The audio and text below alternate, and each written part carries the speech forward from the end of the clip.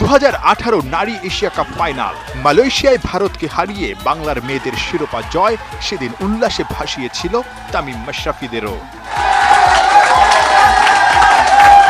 ছেলেরা এশিয়ার শ্রেষ্ঠত্ব স্পর্শ করতে না পারলেও সালমারা সেটা করে দেখিয়েছিল।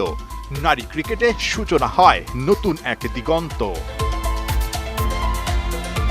2018-তে পারলে 2024-এ কেন নয়? হাই ভোল্টেজ ম্যাচের আগে জ্যোতিদের সেই পুরনো স্মৃতিটাই দেখাচ্ছে আলো, দিচ্ছে সাহস।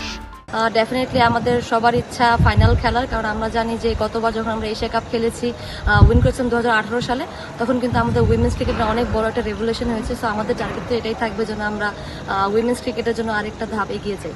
অবশ্যই একটা বড় টিমকে যখন আপনি একটা ওয়ার্ল্ড কাপের আগে যখন একটা বড় টিমকে হারাবেন, এটা অবশ্যই একটা কনফিডেন্সের একটা বিষয়, একটা সব টিমের আমাদের টিমের জন্য একটা আত্মবিশ্বাস বেড়ে উঠবে। আমরা চেষ্টা করবো যেন আমরা আমাদের সেরাটা দিতে পারি। আগের ম্যাচেই নিজেদের টি-20 ক্রিকেট ইতিহাসে দ্বিতীয় সর্বোচ্চ রান গড়ে সেমিফাইনাল নিশ্চিত করে টাইগ্রেসরা।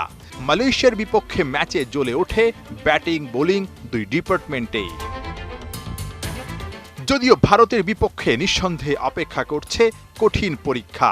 আসরের গ্রুপ পর্বে বাংলাদেশ শ্রীলঙ্কার বিপক্ষে হারলেও অপরাজিত থেকেই শেষ চারে ভারতের মেয়েরা। দু দলের সাম্প্রতিক পরিসংখ্যানও বাংলাদেশের মেয়েদের খুব একটা স্বস্তিতে রাখছে না। মাস তিনেক আগে স্মৃতি মান্ধানাদের কাছে 5-0-তে হোয়াইট ওয়াশ হয় টাইগ্রেসরা। চিন্তা বলবো না, সেমিফাইনাল তো সবসময় একটা প্রেশার গেম হয়। সেমিফাইনাল না জিতলে আপনি আউট অফ টিম।